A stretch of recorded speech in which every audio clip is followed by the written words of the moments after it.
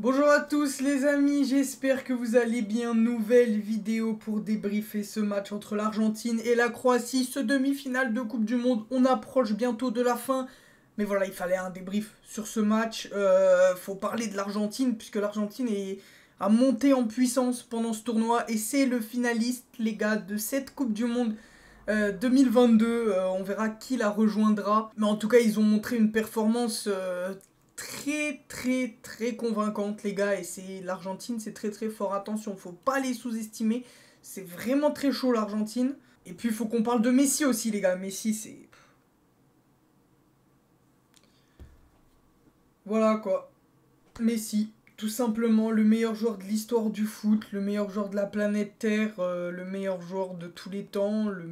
C'est indécent ce qu'il fait à 35 ans, ce qu'il a mis à Guardiola, les gars, ce qu'il a mis à Guardiola sur le but. Guardiola qui plus est, qui est le meilleur défenseur de cette Coupe du Monde, les gars, jusqu'à maintenant. C'était vraiment le meilleur défenseur sans aucun débat. Hein. C'était vraiment le meilleur défenseur. Et ce que Messi lui a fait, il l'a fait danser. Il l'a fait danser, clairement, les gars. C'est indécent, vraiment, c'est indécent. Juste avant de reparler des faits de jeu, on va faire les top et flop aussi. Top, Messi, forcément, top toute l'équipe de l'Argentine en globalité qui ont fait un super match. Enzo Fernandez, on va en parler juste après. Julian Alvarez qui a été monstrueux, pareil, on va en reparler. Otamendi qui sort une Coupe du Monde de fou furieux. Romero que moi j'ai trouvé hyper bon. Molina, Tagliafico sur les côtés. Enfin, toute l'équipe de l'Argentine a été très forte durant ce match. Je pense que le top numéro 1, c'est quand même Léo Messi, hein, qui a fait encore une fois un match de fou furieux. Et côté flop, bah, la défense croate. La défense croate, franchement, sur ce match, elle était un peu à la rue. Et les Croates n'étaient pas dans leur match. Et la défense, l'alignement, tout ça, c'était pas foufou. On va en reparler juste après également. Mais juste, je voudrais revenir sur les changements tactiques de Scaloni, qui, bah, pour moi, c'est son match, clairement. C'est le changement tactique qu'il fait en mettant Rodrigo De Paul sur le côté, en mettant Tagliafico. Moi, je pensais que c'était un choix tactique pour qu'il rentre plus dans l'axe, etc. Non, finalement, j'ai appris que Acuna avait un carton rouge. En fait, il était suspendu durant ce match et Tagliafico qui a fait un match de patron. Donc, franchement, voilà, faut le souligner également. Et ouais, c'est surtout ça que je voudrais revenir. Et de rajouter Paredes aussi. En fait, de décaler Rodrigo De Paul et de mettre Paredes. Paredes qui fait un excellent match également. Le volume de course de Rodrigo De Paul au milieu est absolument faramineux, j'ai envie de dire faramineux. Vraiment, le volume de course qu'il t'envoie, il est partout. C'est un dalleux, ce mec. Et franchement, il sort son match. Il fait vraiment un top match d'épaule. Pareil pour Paredes, hein, qui sort vraiment un très bon match. Ces deux MC là, franchement, on fait vraiment le taf. On fait vraiment le taf. Et voilà, défensivement, ils avaient envie de se battre. Ils se battaient, tu les sentais. Ils étaient partout. Dès qu'un Croate avait le ballon, il y avait quelqu'un dessus. C'était. Bah, franchement, c'était très bien joué. C'était très bien joué. Et voilà, je tenais quand même à souligner les changements tactiques de Scaloni qui pour moi sont à souligner et à mettre en avant, clairement. Parlons du match de Léo Messi. Bon, comme à tous les débriefs, dès qu'il touche le ballon, il fluidifie le jeu. Hein. C'est impressionnant. C'est impressionnant. Je pense on va pas en parler pendant 5 minutes. Mais franchement, c'est impressionnant le match de Léo Messi à 35 ans. Et je pense qu'on a déjà le meilleur joueur de cette Coupe du Monde, les gars. Voilà, faut se le dire. À moins que Mbappé mette un doublé, voire un triplé contre le Maroc ce soir, ce qui n'est pas impossible non plus. Mais sinon, on a clairement notre meilleur joueur du tournoi. Hein. On l'a, ça y est. Et Léo Messi se dirige, même s'il venait à perdre en finale, il se dirigerait limite vers son 8e ballon d'or déjà. Alors faut voir si c'est la France qui passe et que si c'est Mbappé. Voilà, ça peut pencher en faveur d'Mbappé, surtout si le PSG va loin en LDC, qui prennent la Ligue 1, tout ça. Mais Messi est quand même sacrément bien parti pour le moment. Donc on verra pour le BO. C'est pas maintenant. Mais en tout cas, la Coupe du Monde de Léo Messi, c'est clairement. C'est le meilleur joueur du tournoi. Clairement, pour moi, il n'y a même plus de débat possible. Et même si Mbappé venait à mettre un doublé triplé, pour moi, Léo Messi, c'est au-dessus. C'est clairement au-dessus. Parce qu'en fait, Mbappé, il fait des différences à lui tout seul. Mais tu sens que l'équipe tourne pas autant autour de lui que Lionel Messi. Lionel Messi, c'est à chaque fois qu'il touche le ballon, c'est limite une occasion de but, quoi. C'est vraiment... Enfin voilà, je suis pas là pour rentrer dans un débat Mbappé, Messi, nanani, nanana, honnêtement, je m'en fous. Mais l'importance de Léo Messi qu'a dans le jeu argentin est pour moi beaucoup plus important que ce que Mbappé apporte à l'équipe de France. Et voilà, mais j'espère que Mbappé va nous emmener en finale quand même. Enzo Fernandez et Julián Alvarez. Enzo Fernandez, la révélation de cette Coupe du Monde selon moi. Franchement, c'est quoi ce poulet? C'est quoi ce poulet? Enzo Fernandez, trop fort.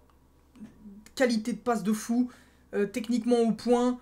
Volume de course au point. Non, franchement, il fait un abattage sur le terrain. C'est monstrueux. Et franchement, il est au top.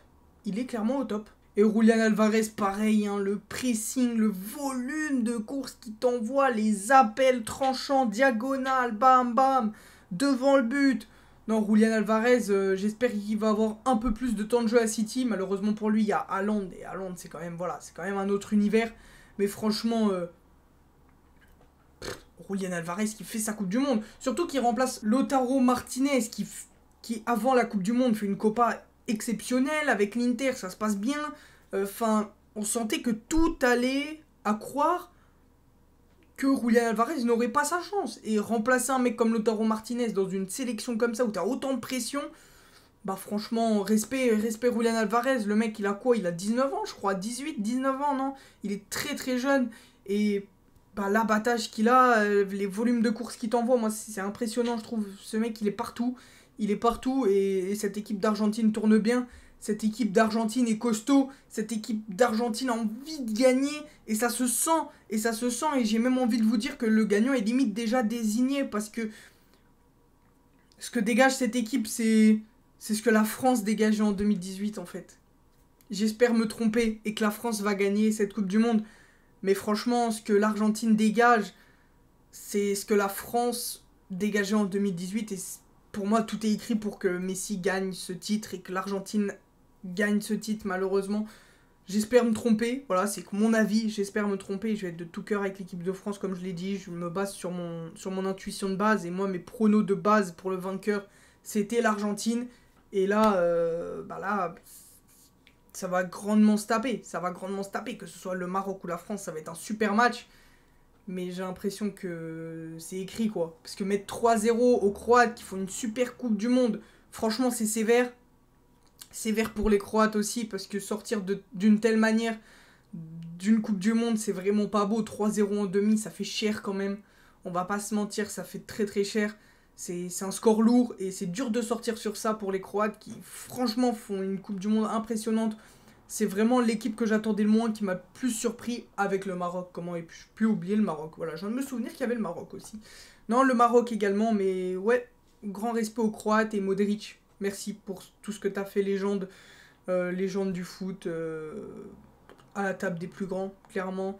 Et voilà, respect Modric, et c'était sûrement sa dernière Coupe du Monde, donc ça fait mal de le dire, mais voilà, il faut passer par là malheureusement. Après le penalty de Léo Messi, les Croates, je les trouve un peu inactifs, un peu à la ramasse durant cette première période. Et même après, surtout après en fait, pendant la deuxième mi-temps, je les ai pas trouvés flamboyants non plus. Et après le deuxième but, bah, ça les a clairement tués. Pour moi, ça les a clairement tués. Pour moi, il y a penalty, les gars, parce que Livakovic met sa main et son pied en fait pour bloquer Julián Alvarez qui part au but. Il me semble que c'est Alvarez. Mais pour moi, il y a penalty. Voilà, c'est selon moi. Je pense qu'il y en a qui vont dire qu'il n'y a pas péno. Pour moi, il y a péno. Voilà, ça se discute. Mais clairement, la défense croate à la rue dans l'alignement sur les buts. Voilà, c'est la défense croate, moi, que je tiens à mettre en flop dans ce match. Pour moi, il devait être clairement au-dessus. Et en plus, la défense croate qui sortait une Coupe du Monde jusque maintenant. Vraiment très solide et une des meilleures défenses du tournoi. Donc franchement, c'est dommage de sortir sur ça, c'est vraiment dommage. Ça enlève pas leur mérite et le parcours qu'ils ont fait malgré tout. Mais de sortir sur un 3-0 en demi-finale de Coupe du Monde, ça fait toujours chier, c'est sûr, et ça fait mal. Livakovic aussi qui met le penalty mais qui sauve les Croates avec un arrêt sublime juste avant la mi-temps sur une tête de McAllister, je crois. Un réflexe, il va au sol super vite et il les sauve du 3-0 à la mi-temps. 3-0 à la mi-temps, franchement, en demi de Coupe du Monde, c'est lourd. C'est très très lourd, c'est sévère. C'est très très sévère et c'est limite une correction, quoi. Puis voilà, je pense qu'on a fait le tour de l'Argentine. On en reparlera un peu plus en détail dans mon pronostic de la finale. Voilà, que ce soit Argentine-France ou Argentine-Maroc, il y aura bien évidemment un débrief. Et je parlerai du match un peu en avant, tout ça, comme on fait pour les pronos. Mais attention, ne pas sous-estimer cette équipe d'Argentine parce qu'elle a perdu contre l'Arabie Saoudite, les gars, ça n'a aucun sens. L'Espagne en 2010 perd contre la Suisse 1-0 dès leur premier match, pourtant ils sont champions. Et voilà, c'est comme ça, c'est comme ça, c'est le foot. Tu peux monter en puissance et il n'y a pas de... Ils n'ont pas démérité, ils ont pas... Voilà, il faut savoir gagner avec la manière. Il faut savoir gagner sans forcément bien jouer. C'est ce que le sélectionneur du Maroc a dit et je suis complètement d'accord. La France en 2018 n'a pas bien joué tous ses matchs. Hein. Le match contre la Belgique n'était pas non plus un match grandiose. Le match contre l'Angleterre qu'on a vu il y a pas longtemps n'était pas un match grandiose non plus. Mais voilà, faut savoir gagner dans la douleur et c'est ce qu'ils arrivent à faire les Argentins. Donc faut pas leur enlever le mérite là. Et voilà, je suis content pour Léo Messi quand même qui va à sa finale. J'espère quand même que la France va gagner. Mais voilà les gars, merci à tous ceux qui regardent les vidéos encore une fois. Prenez tout soin de vous, des bisous, portez-vous bien. Bye tout le monde.